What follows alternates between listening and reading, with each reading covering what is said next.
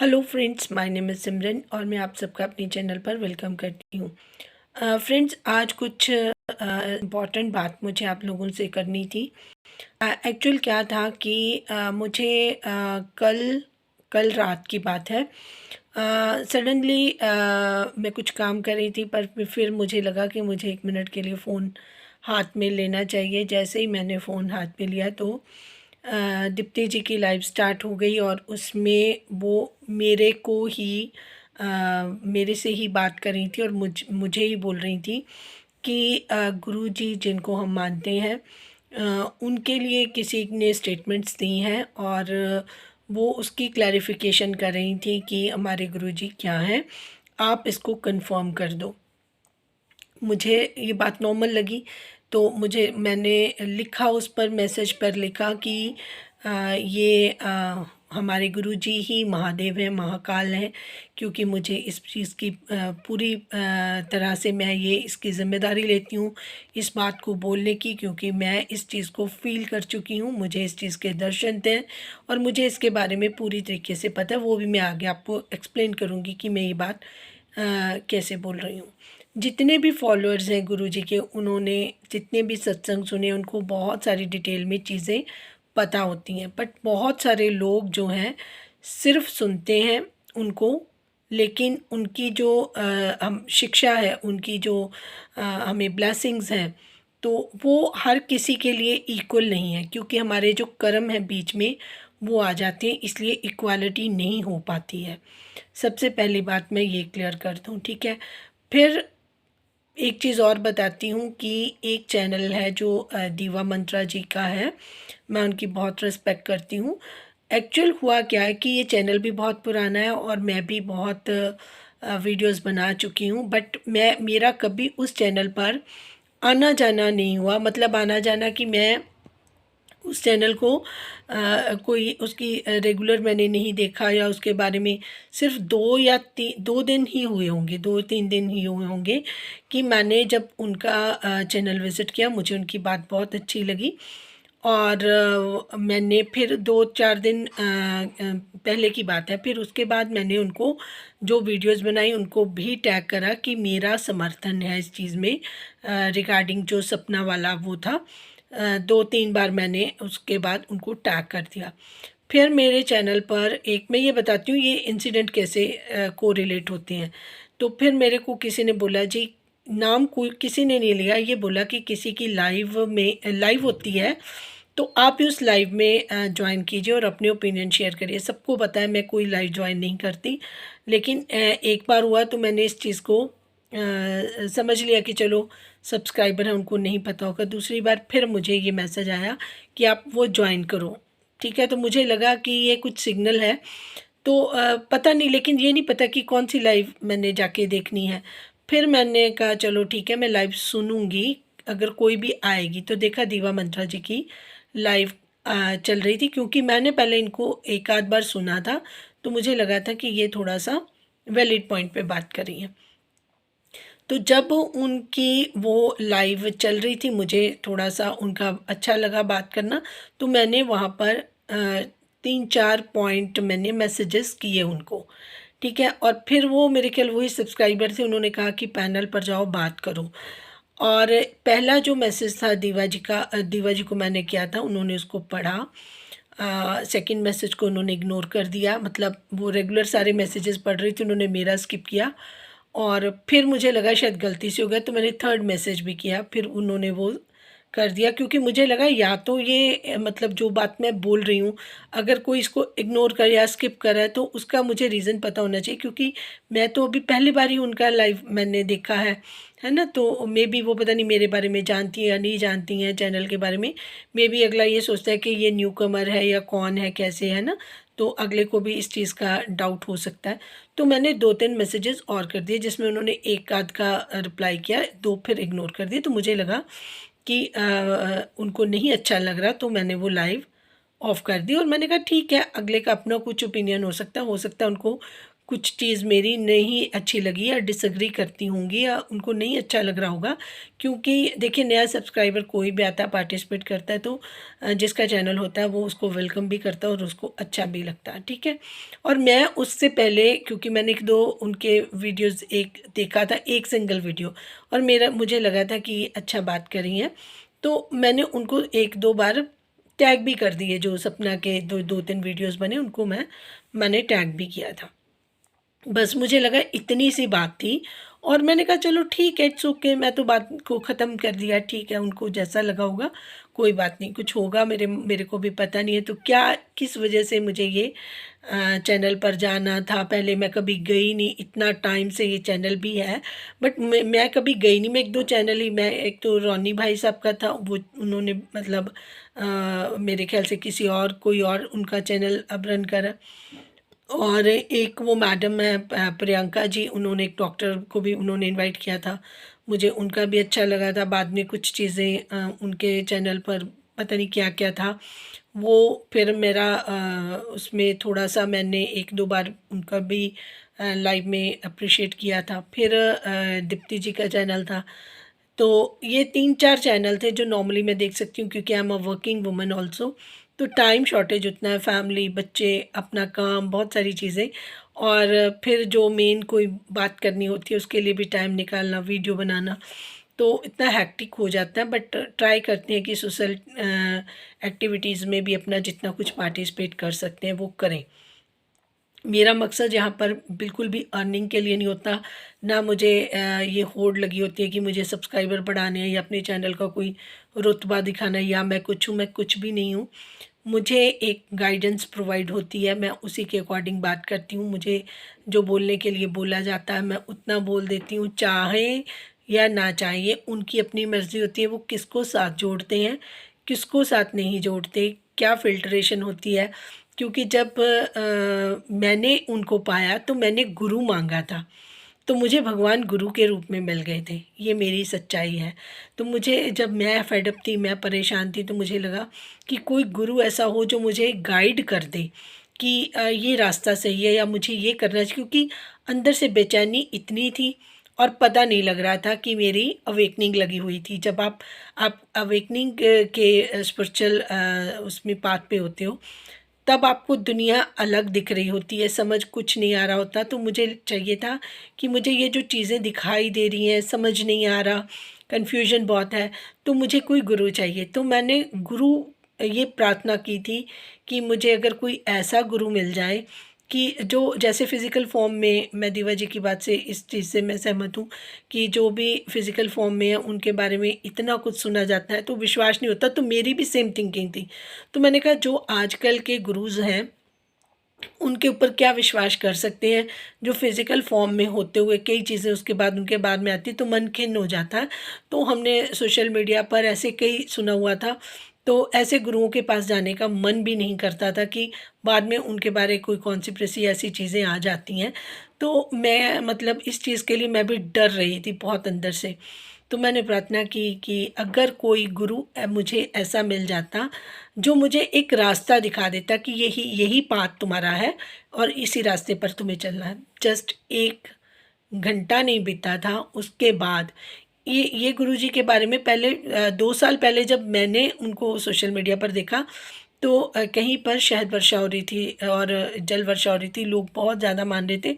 तो मेरे सिर्फ़ मन में आया था ये क्या हो रहा है? ये कैसे हो सकता है? कैसे ये पॉसिबल है? बात आई गई होगी, मतलब मेरा जो बिलीफ सिस्टम है, जैसे दीवा मंत्रा जी का है, मेरा भी ऐसे लगा, क्योंकि तब मेरा ना टाइम आया था, ना मुझ पे कृपा हुई थी, ना मेरी कोई ब्लेसिंग्स थी। लेकिन उसके बाद एक इंसिडेंट मैंने कुछ दिन पहले भी शेयर किया था। शिवरात्रि से 1 दिन पहले शिवलिंग गाड़ी के ऊपर जाना था। मैं परेशान थी, किसी बात को लेकर बहुत ज़्यादा, और मन बहुत दुखी था अंदर से, मतलब दिल फूट-फूट कर रो रहा था। इन द मीन टाइम मेरा जो ड्राइवर ड्राइव कर रहा था, उसने कहा देखो मैम, आगे शिवलिंग जा रहा है, कल शिवरात्रि है। उसकी इतनी बात उसने मुझे बोली, वो चुपचाप गाड़ी चलाता रहा और मेरी गाड़ी के बिल्कुल आगे वो गाड़ी शिवलिंग को लेके जा रही थी। तो मैंने मतलब अपने दिल से उनको, मतलब जो मेरी प्रॉब्लम थी, मैंने प्रार्थना की कि हे भगवान, मुझे इस प्रॉब्लम से आप बचा लीजिए, मतलब मैं क्या करूँगी, क्योंकि थ्रू आउट माई लाइफ मैंने स्ट्रगल ही देखा था, तो मैं बहुत परेशान हो गई। पेरेंट्स मेरे थे नहीं, तो मैंने कहा कि ये जो प्रॉब्लम है ये मेरे लिए काफ़ी दिक्कत कर देगा, मुझे संभलना मुश्किल हो जाएगा, क्योंकि वो फाइनेंशियली बहुत बड़ा प्रॉब्लम था मेरे लिए दैट टाइम। तो वो जब आपको जोड़ना होता है तो आपकी परीक्षा भी लेते हैं। तो मैंने उनको अपने दिल से जो इतनी प्रा और वो काफ़ी आगे तक मेरे साथ जाती रही, और जहाँ तक वो जाती रही मैं गाड़ी के पिछली सीट पर सेंटर में बैठी थी, और वो मुझे दिखता रहा, और मैं उनकी तरफ देखती रही, और मैं अपने दिल से जैसे अपने भगवान से हम प्रार्थना करते हैं, तो मैंने शिवलिंग के सामने प्रार्थना की। हालाँकि मैं शुरू से देवी माँ की भक्त हूँ, मैं उनको बहुत प्यार करती हूँ, और शिव जी की तरफ तो मैं मतलब कह लीजिए कि हाँ, कि भगवान है, मत्था टेक लिया, लेकिन इतना कनेक्शन मेरा कभी नहीं था। और क्योंकि जब इंसान टूट रहा होता है ना, और सामने आपके वो महादेव खुद जा रहे हों, तो आप उनके आगे ना जाकर नतमस्तक हों, ऐसा हो नहीं सकता, क्योंकि मैं दिल से जुड़ रही थी। तो दिल से मैंने प्रार्थना कर रही थी उनसे कि हे प्रभु, अब मुझे आप कोई रास्ता दिखाएँ, ठीक है? तभी भी मैंने रास्ता ही माँगा था। नेक्स्ट डे जब मेरी परेशानी, मैं कमरे में घूम रही थी, मुझे एक प्रॉब्लम ये भी आ रही थी कि अवेकनिंग लगी हुई थी। चीज़ें जब अवेकनिंग होती है, ट्रांसफॉर्मेशन का टाइम होता है, तो आपके सामने वो चीज़ें भी प्रॉब्लम हो जाती हैं जो आपके लिए कभी कुछ आप जिनको आप प्रॉब्लम समझते ही नहीं हो, ठीक है? आप हार्ड वर्किंग होते हो, आप चीज़ों को हैंडल करना जानते हो, लेकिन वो छोटी सी प्रॉब्लम भी आपको बड़ी हो जाती है जब महादेव चाहते हैं कि वो चीज़ें डिस्ट्रक्शन में आ जाएँ। तो आपको लगता है कि सब कुछ जा रहा है हाथ से, लेकिन वो आपका ट्रांसफॉर्मेशन का टाइम है। आज मैं इस चीज़ को, पहले मेरे लिए फाइनेंस एक बहुत बड़ी चीज़ होती थी। मेरे लिए होता था कि मैं मेहनत कर लूँ और पैसा कमा लूँ, है ना? मैक्सिमम अपने फ्यूचर के लिए, बच्चों के फ्यूचर के लिए। लेकिन जब वो पीरियड आया कुछ साल पहले, तो अगले दिन मतलब जब मैं मतलब मेंटली कह सकती हूँ कि मैं परेशान थी, तो मैंने ये माँगा था कि काश कोई गुरु मिल जाए और मुझे रास्ता दिखा दे। सेम गुरु जिनको मैं 2 साल पहले सिर्फ़ देखकर मैंने आगे उसको स्क्रॉल कर दिया मोबाइल को, और मुझे यकीन नहीं आया, तब मेरे मन में भी ऐसा आया कि ये कैसे पॉसिबल है, लोग कुछ भी कर रहे हैं ना। सेम सेम फीलिंग, जब आपका टाइम नहीं आया होता, आपको ब्लेसिंग्स नहीं मिलनी होती, आपको ऐसे लगता है। अगले दिन जब सेम डे जब मैंने सुबह ये बात करी, 1 घंटे, डेढ़ घंटे के बाद मैं जाके आराम से अपने बेड पर लेट गई कि अब शांति से बैठकर सोचने का टाइम है। तो ऐसे मोबाइल हाथ में पकड़ा, तो गुरुजी के सत्संग सुनने शुरू कर दिए। 1 सुना, 2 सुना, रात तक मैं वो रेगुलर वहाँ पर बैठकर मैं सत्संग ही सुनती रही, और मैं बहुत ज़्यादा जुड़ गई। अगले दिन शिवरात्रि थी, तो मैंने अपने हस्बैंड को सुबह उठकर मैंने बोला था कि मैंने ये स्टोरी सुनाई हुई है कि भगवान के आगे मैंने आज गुलाब के फूल चढ़ाने। बाद में मुझे पता चला कि गुलाब का फूल का और भोलेनाथ का और गुरुजी का क्या कनेक्शन था, क्या चीज़ें थी, वो सारी चीज़ें मुझे बाद में समझ आ गई। आज के लिए मैं सिर्फ़ इतना आपको, क्योंकि ये मैंने सारी चीज़ें पहले भी बताई हुई हैं, आपको ब्रीफ़ में मैंने बता दिया। तो ये सारी चीज़ें जब मैं सत्संग सुनती रही, मुझे मेरी आँखों के आगे जो है ना वो पट्टी लगी होती है ना जैसे, वो खुलने लगी कि भोलेनाथ और गुरुजी का आपस में कनेक्शन है।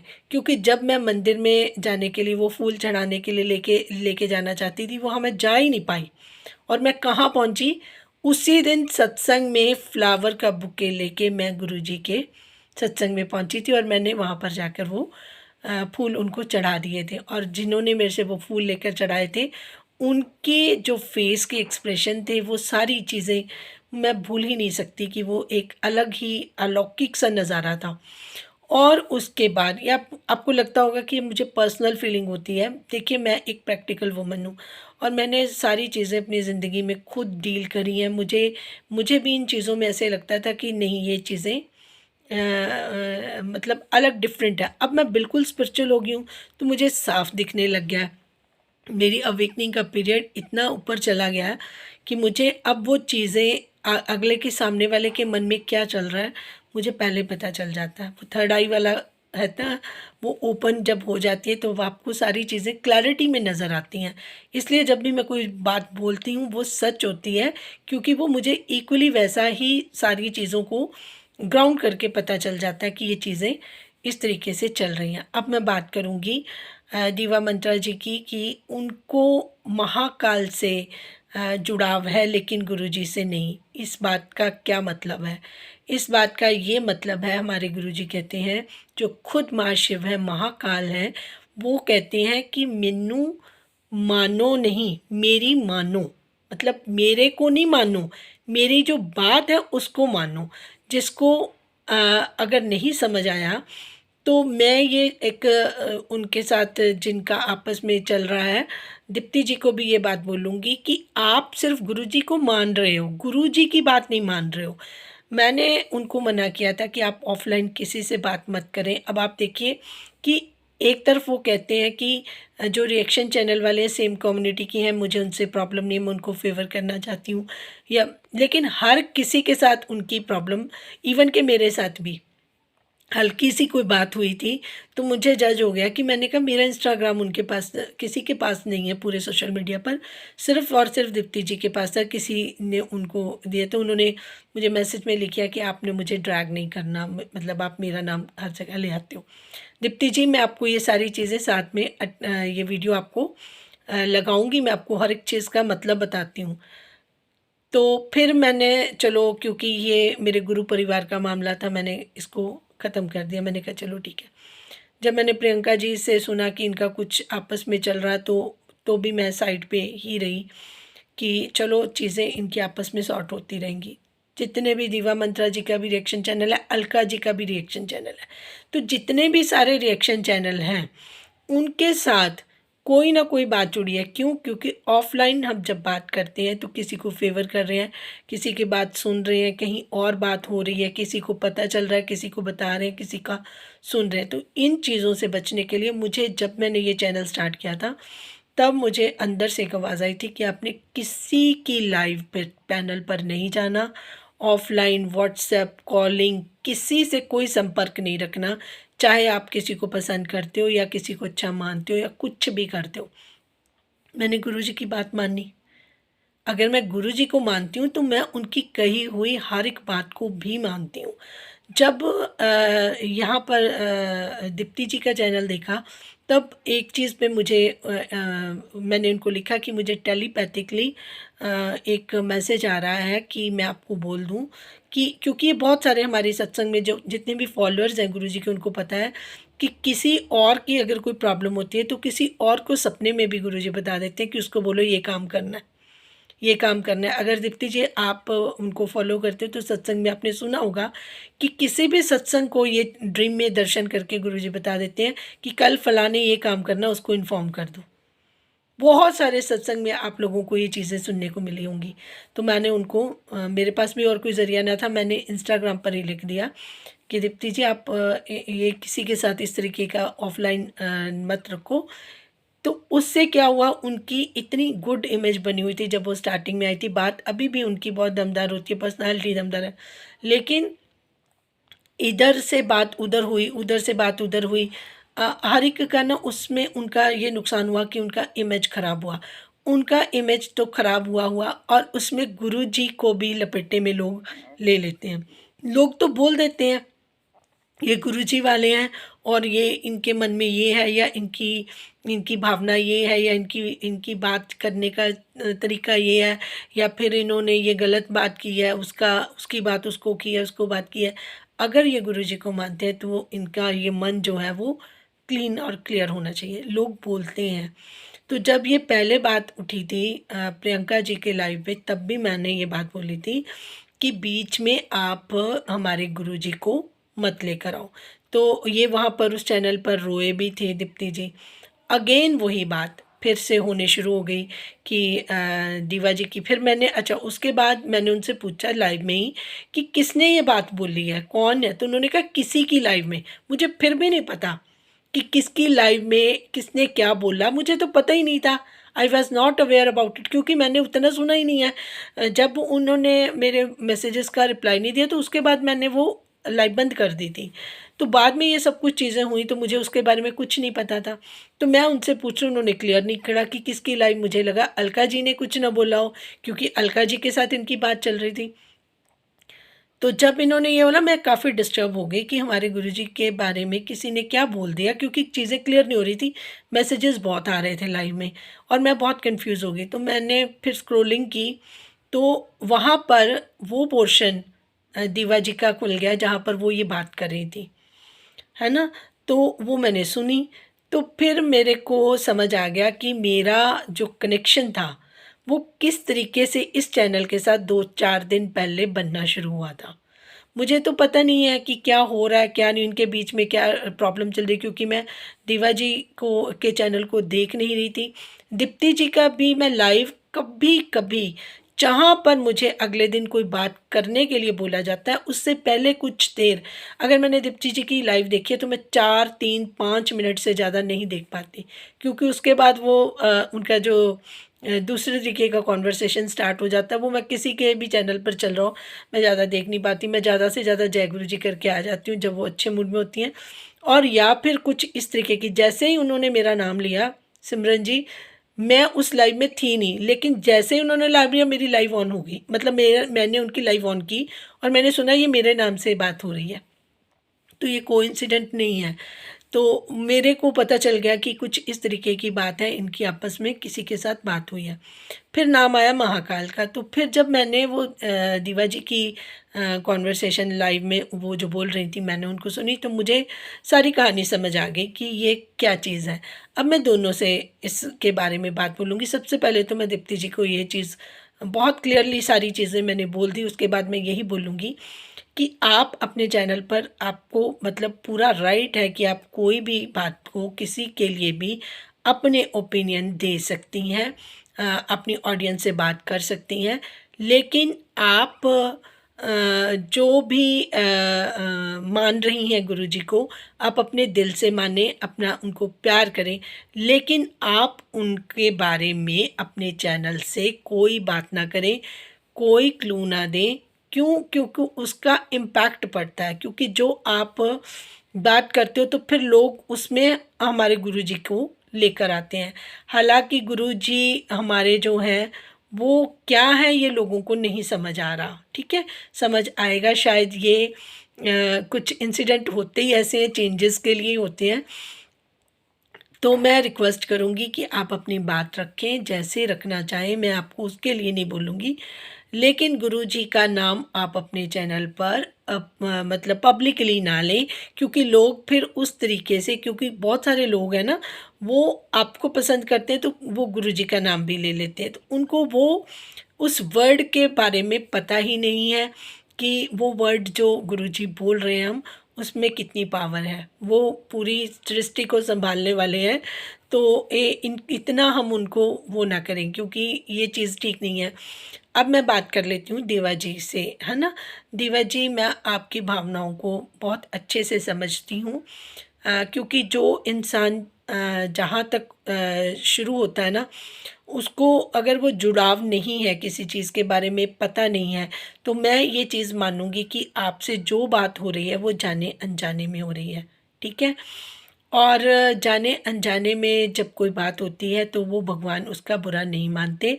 बट इन फ्यूचर मैं आपको ये चीज़ बता दूँ कि जो हमारे गुरुजी हैं ना, जब दिल्ली में इनका मंदिर है, कभी आपका चक्कर लगा बड़े मंदिर का तो आप जाके आइएगा, वहाँ आपको दर्शन महाकाल के हो जाएंगे।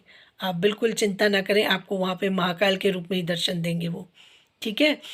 दूसरी बात, जो जिस रूप में देखना चाहता है ना उनको, वो उनको उसी रूप में दिखाई देते हैं, क्योंकि वो महाशिव हैं, महाकाल हैं। एक बार जब वहाँ पर लोगों को, क्योंकि एडवर्टाइज़ करने के लिए गुरुजी ने शुरू से मना किया था, ना टीवी वालों को ना मीडिया वालों को इस तरीके से कोई उनकी इवन के पिक्चर तक नहीं ले सकता था जब तक हमारे गुरुजी सब उसमें थे, चोले में थे।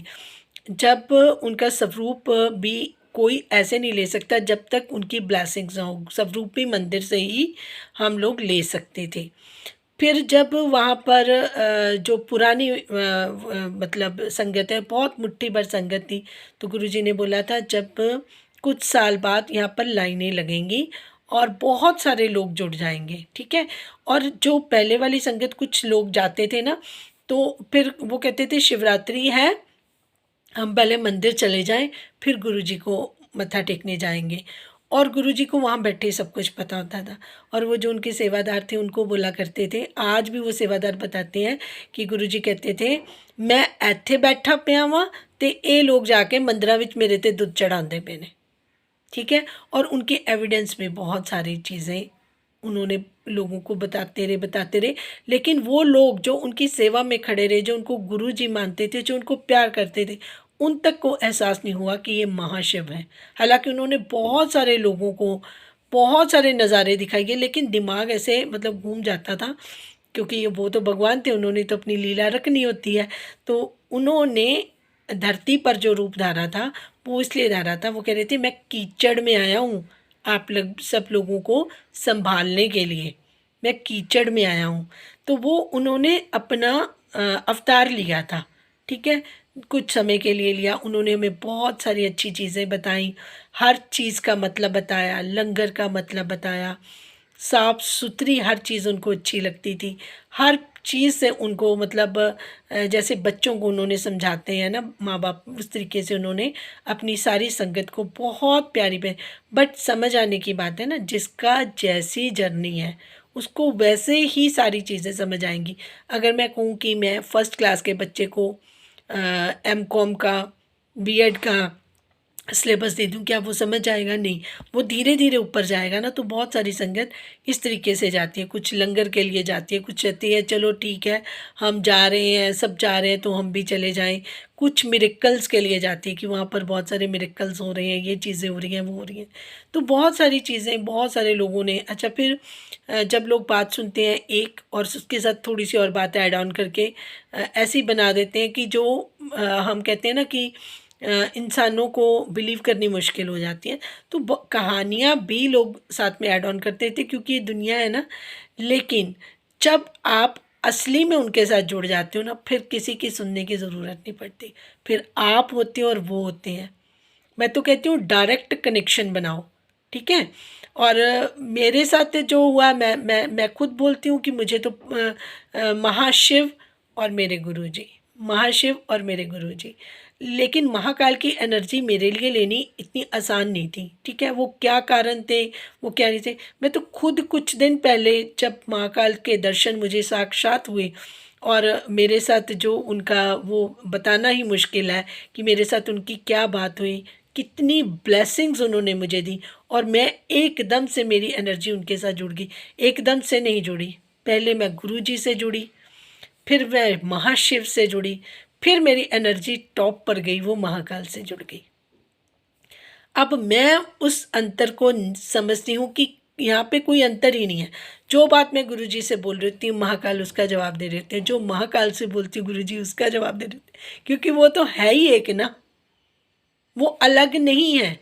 अच्छा, फिर मुझे क्या लगता है कि ये दोनों पार्टीज़ बोलना पड़ेगा, आपको ये सुनना भी पड़ेगा आप, क्योंकि गुरुजी कहते हैं, महाकाल कहते हैं आपको बोलना ही पड़ेगा। तो मैं बोल रही हूँ उनकी इजाज़त से कि दीप्ति जी और दीवा जी, ठीक है, दोनों ही कच्चे निकले, वो समझ ही नहीं पाए। दीप्ति जी ने गुरुजी को तो मान लिया, गुरुजी की नहीं मानी। गुरुजी ने टेलीपैथी राई जो मुझे मैसेज दिया था उन्होंने इग्नोर कर दिया, और वो वही करती रही जो गुरुजी नहीं चाहते थे। ठीक है। वो नहीं चाहते थे कि वो ऑफलाइन जिस तरीके से मैं बात, मुझे कोई फ़र्क नहीं पड़ रहा कि मेरे कितने सारे लोग मेरे कम है ज़्यादा है सब्सक्राइबर, कितने लोगों ने वॉच किया नहीं किया, मुझे जो गाइडेंस आती है मैं बता देती हूँ। जिसकी ब्लेसिंग्स होती हैं वो ले जाता है। बहुत सारे लोग देख भी नहीं पाते, कोई 300-400 लोग देखते हैं, कभी 1500 देख लेते हैं, कभी 2000 देख लेते हैं। जिसको जितनी जिसकी ब्लेसिंग्स होती हैं वो अपने आप लेके चला जाता है। I am just a medium. भगवान खुद नीचे नहीं आ पाएंगे, वो किसी न किसी के थ्रू आपको अपनी बात रखते हैं। फिर मानना या ना मानना ये आपकी और उनकी, जितना आप उनके क्लोज जाओगे आपको वो क्लू जो मिलेगा ना, उसको आप समझ जाओगे कि ये जो बात हो रही है वो भगवान ने मेरे लिए कोई इशारा दिया, या भगवान ने मेरे को ये मेरी बात का रिप्लाई दिया, या ये भगवान ने मुझे वो रास्ता दिखाया है। वो सारी बातें आपको एज अ क्लू समझ आनी शुरू हो जाती हैं। और अगर आप महादेव के, महाकाल के सच्चे भक्त हैं, तो आप गुरु जी को नहीं पहचान पाए? वही वही है वो। और अगर आप गुरु जी के भक्त हो और आप महाकाल जिनको मानते, मैं मेरे लिए दोनों इक्वल हो गए हैं। वो मेरे गुरु जी की संगत है, वो मेरे महाकाल की, और दोनों एक हैं। मैं दोनों को इक्वली देख पा रही हूँ, दोनों को इक्वल नज़र से देख पा रही हूँ। मेरे लिए तो वो दोनों एक हैं, पर वो पहली सीढ़ी पर बैठ गई हैं। हमारे गुरुजी ने कहा था कर्म कांड करने की कोई ज़रूरत नहीं, मैं रोज़ चाहे ना जाऊँ। मैं अपनी बताती हूँ। अगर आप सोच रहे होगे ना कि मैं बहुत ज़्यादा पाठ पूजा करती हूँ, मैं ये करती हूँ, मैं कुछ भी नहीं करती, लेकिन मैं एक सेकंड के लिए नहीं महाकाल को बोलती, मैं एक सेकंड के लिए गुरुजी से लगनी हूँ। मैं सुनती रहती हूँ, शांत होती हूँ, तो मुझे उनसे बात हो जाती है, ठीक है।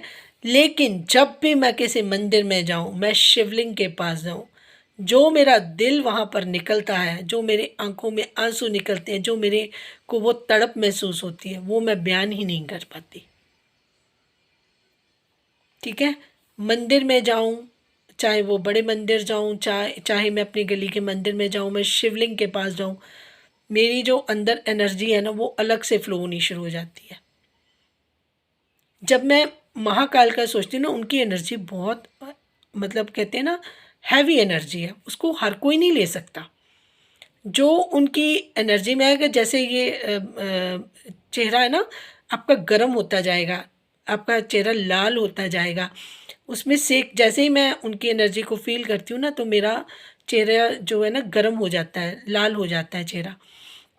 तो उनकी एनर्जी लेनी इतनी आसान नहीं है, लेकिन अब उनके साथ एनर्जी मैच हो गई है, तो मुझे अपना आप उनके जैसा लगता है। तो मैं अपने आप को उनके साथ कहते हैं ना मिला हुआ शून्य, मेरी अपनी कोई हस्ती ना रही हो, मैंने खुद को शून्य कर दिया, मैंने खुद का समर्पण कर दिया उनके आगे, ठीक है। उनको वो चाहिए। आप कब समर्पण कर पाओगे, आपका समय कब आएगा, आप प्रार्थना करेंगे तो वो आपको बताए। आपने उनके साथ कनेक्शन बनाना है, किसी के साथ नहीं, ठीक है। मैं आपको गाइड कर सकती हूँ, मिलवा नहीं सकती, वहाँ ले जा नहीं सकती, वहाँ तो खुद आपको ही चल के जाना है, अपना सफ़र आपने करना है, ठीक है। मुझे नहीं चाहिए, मुझे ना पैसा चाहिए, ना मोह चाहिए, ना माया चाहिए, मेरे वो सारे जो तृष्णा थी वो ख़त्म हो चुकी है, ठीक है। मुझे अपनी रिस्पॉन्सिबिलिटी पूरी करनी है, और मुझे जाकर उनके चरणों में, मैं कहती हूँ आखिरी सांस भी मेरी उनके चरणों में, और सांसों के बाद भी उनके चरणों में मैं चली जाऊँ, मुझे मोक्ष प्राप्त हो जाए। मैं दिन रात उसके लिए प्रार्थना करती हूँ। मुझे वो चीज़ों का रहा ही नहीं है बिल्कुल भी।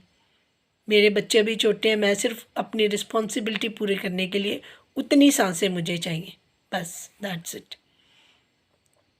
ये जो झगड़ा हो रहा है वो किसके लिए हो रहा है, किस चीज़ का हम एक दूसरे को ब्लेम कर रहे हैं, ये मुझे समझ नहीं आया। लेकिन मुझे ये पता है कि दोनों एक ही रास्ते पर चल रहे हैं, दोनों की मंजिल भी एक है, ठीक है। तो ये जो आप कटु शब्द या अपने वो अहंकार में इंसान आ जाता है ना कि मेरी वाणी अच्छी है, मेरे ओपिनियन अच्छे हैं, मेरा चैनल पे जो बात हो रही है अच्छी है, हम दूसरे की बात करें, तीसरा इंसान बीच में कुछ और बोल जाता है, कुछ मिसअंडरस्टैंडिंग्स हो जाती हैं, या कभी किसी की कोई बात अच्छी नहीं लगती, तो प्लीज़ आप इस चीज़ को ना ठंडे दिमाग से बैठ कर सोच जाना, ठीक है। और मुझे जो रात को मेरी महाकाल से बात हुई, तो मैंने उनसे ये पूछा, मैंने कहा जी ये मेरी तो ये चीज़ समझ के बाहर है कि ये कैसे हो गया। वो गुरुजी को मानती हैं और वो महाकाल को मानती हैं, दोनों आप एक हो, ठीक है। तो वो महाकाल की एनर्जी, गुरुजी की एनर्जी, तो इनका आपस में, मैं भी इन गुरुजी की संगत हूँ, और ये भी, और मैं चाह कर भी दीप्ति जी के लिए कुछ ऐसा सोच ही नहीं सकती, ठीक है। मैं दीप्ति जी के लिए, कि जितने भी दुनिया में लोग हैं, सब्सक्राइबर्स हैं, नॉन सब्सक्राइबर हैं, जो मुझे नहीं जानते, मैं उनका सरबत का भला कहती हूँ कि भगवान तुम सबको खुश रखना। लेकिन सब ऐसे नहीं है। कुंभ जाने वाले जो जितने भी लोग थे, ठीक है, उनके पाप धुल गए हैं। या कई बार आपने सुना कि वैष्णो देवी जा रही थी बस, या फलां जा रही थी, किसी तीर्थ स्थान पर जा रही थी, बस गिर गई, लोगों का एक्सीडेंट हो गए, डेथ हो गई, वापस जाते जाते हुए। उसका कारण क्या होता है? हमारे कर्म होते हैं। ठीक है, हमारे कर्म। अब ये कुंभ में क्या हुआ? ठीक है, कुंभ में क्या हुआ ये भी आप लोगों को सबने देखा है। लोग तो गए थे अपने पाप उतारने, उनके साथ क्या हुआ? ये सब लिखा हुआ है कि किस वक्त हमारी जान कहाँ जाएगी, कर्मों का नतीजा है। फिर हमने उसके बाद अगले जन्म में क्या सीख लेकर हम कहाँ तक जाएंगे। लेकिन इसका मतलब ये नहीं है कि जो कुंभ नहीं गया और वो महापापी रहेगा, ऐसा कुछ नहीं है। लेकिन मेरे मन में था कि 144 साल बाद कहते हैं सब लोग कि कुंभ आया कि भगवान मेरे बच्चे के पेपर चल रहे हैं, मैं कैसे जाऊं, है ना। मेरे को अंदर से आ रहा था।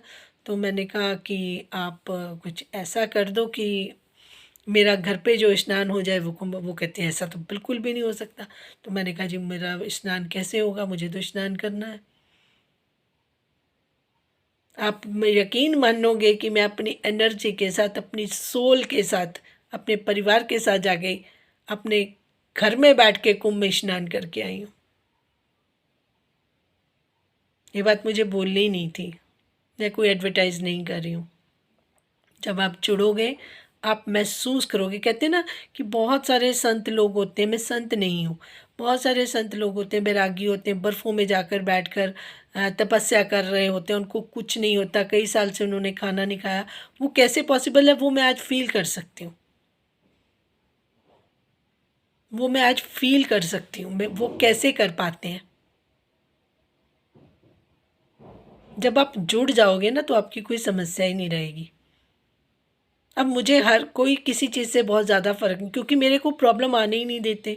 प्रॉब्लम आती है, सॉल्यूशन 2 सेकंड में हो जाता है। मुझे चिंता ही नहीं रहती किसी चीज़ की। तो मैं आप सबको यही सलाह दूँगी कि अगर आप भगवान को मानोगे, कर्म कांड गुरुजी ने मना किए थे कि चाहे मंदिर जाओ या ना जाओ, लेकिन मन साफ रखो। वो कहते थे मन चंगा त नलके दा पानी भी गंगा। ये गुरुजी की खुद की वर्डिंग है। तो आप यहाँ से हिसाब लगा लो कि अगर हम उनको मान रहे हैं तो उनकी बात भी तो माननी पड़ेगी ना। ये तो है नहीं है कि हम अपनी मर्जी करते रहें और टैग लगा लें कि हम गुरुजी के भक्त हैं। ये नहीं हो सकता ना। लोग बात करेंगे और मैं यहाँ पर दीवा जी की गलती नहीं मानती हूँ, क्योंकि जाने अनजाने में उन्होंने बोला और जो चीज़ें बन रही थी उसके खिलाफ उन्होंने वो चीज़ भड़ास में बोल दीजिए, किस तरीके से बोल दीजिए, उस तरीके से मानिए। अब मैं रिक्वेस्ट करूँगी दोनों से कि प्लीज़ इस भावनाओं को भगवान से परे रखें, अपने आप को शांत रखें और ना किसी का दिल दुखाएं और शुरू से शुरू हो जाएं। ठीक है, उनसे जुड़ाव करें और महाकाल आपको ज़रूर अपने दर्शन देंगे दीवा जी। ये इस तरीके की भावना है, फीलिंग है, जब आपको होगी तो आप ज़रूर शेयर करना इसको, सत्संग को, और खुश रहना सदा, है ना। मैं आप दोनों बहनों से यही रिक्वेस्ट करूँगी कि प्लीज़ इस चीज़ का तमाशा ना बनाएं, ना अपनी ऑडियंस के सामने, किसी चीज़ के सामने। खुश रहें और अपनी भावना के साथ रहें। Thank you so much for watching. जिनको मेरी बात समझ आ गई हो वो अपनी राय का इजहार करें। जिनको अच्छा लगा है वो चैनल की रीच बढ़ाने के लिए इसको सब्सक्राइब भी कर लें, लाइक भी कर दें। Thank you.